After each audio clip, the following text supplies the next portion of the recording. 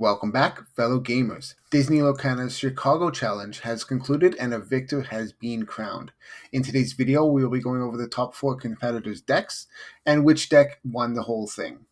Now, without further ado, let's jump right into number 4. Now, this makes me very happy to see, but coming in at number 4 is Ruby Amethyst. I love seeing this deck be successful as it is my favorite deck. Let's break this down a little bit. A lot of these cards we've seen before, like Fox, the Merlins, and Snake. Just your typical uh, Ruby Amethyst bounce control. But there are quite a few new additions in this deck. This deck is opted out of playing Pascal, which is an interesting choice, and it's just focusing more on the drawing aspect in Chernobog's Followers and Magic Broom. Magic Broom being the new addition from set 4, which is placed almost similarly to Chernobog's Followers, except it's not when you quest, it's when you play another card. But they pretty much are the same card, except their toughness and willpower, whatever, is switched. Now, Flynn Rider is a new addition as well from set 4. It is a great way to get lore early on in the games, especially if you turn 2 Flynn Rider, turn 3 Sisu. That is just an excellent little combo there that works well, and it's obviously snuck its way into Ruby Amethyst. Another great addition is Be King Undisputed. Now, with a lot of decks running Bucky, with the prevalence of Emerald and Steel, Be King Undisputed is great in that regard, as Bucky has Ward. However, when you make your opponent have to choose, they can actually target Bucky, which is great removal and a way to get rid of Bucky, and which will be quite helpful moving forward.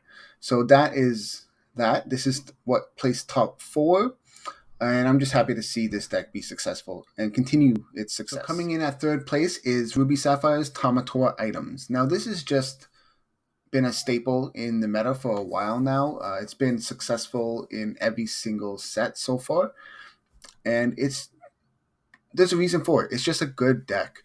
Now, this deck is interesting as it has the Great Stone Dragon. It's running a couple copies of that, opposed to running 4 copies of Fishbone Quill.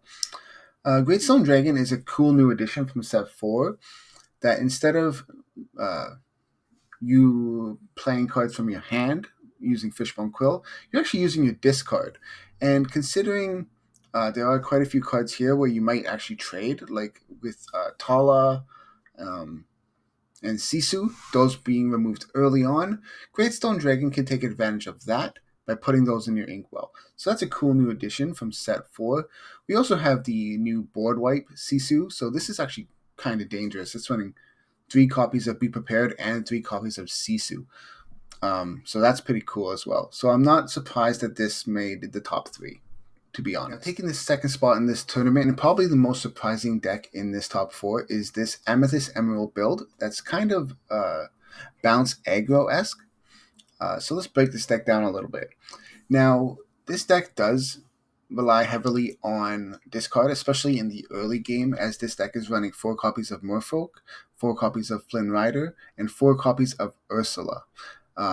So similarly to the ways in which Emerald Steel plays, which relies heavily on discard, this deck also has some reliance on discard early on and questing early, as Merfolk quests for 2 and so does Flynn Rider quests for 2. And they pretty much are kill on sites, as those can be a problem if you don't remove them early on. We also have the bounce aspect, as this deck is running 4 copies of Madame Mim Fox and 4 copies of Snake, so you can just bounce those cards back to protect them and keep that going. Now, another neat addition in this deck, and a card that you don't really get to see play that much, is Jacques.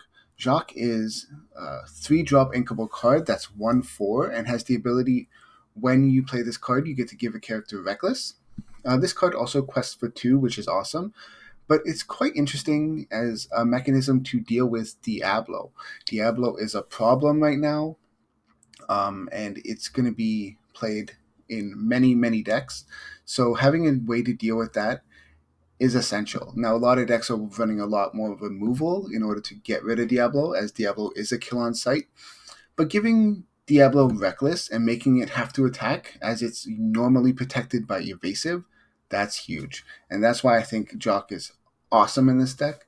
And yeah, I'm just glad to see off meta decks be successful and find success in these tournaments. Now, taking the number one spot is Steel Emerald. This probably won't surprise anyone. This deck was obviously the favorite, was pegged the favorite to win the whole thing at this challenge, and obviously it did. It's a very, very strong deck that relies heavily on making your opponent top deck by discarding everything that they have.